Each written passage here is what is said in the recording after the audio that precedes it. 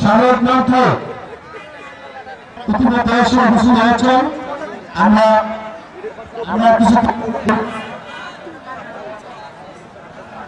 আজকে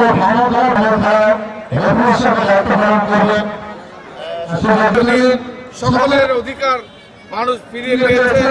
আমরা চাই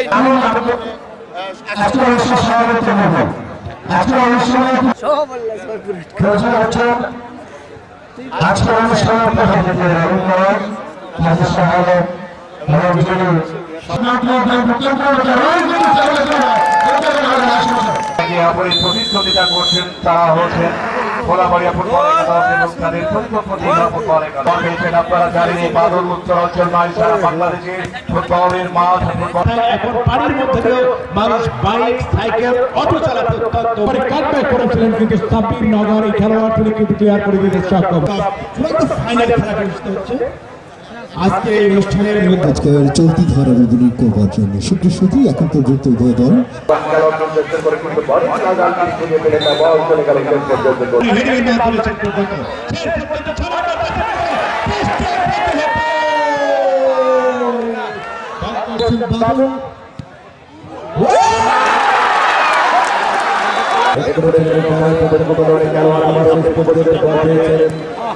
পক্ষ থেকে অসংখ্য ধন্যবাদ জানাচ্ছি।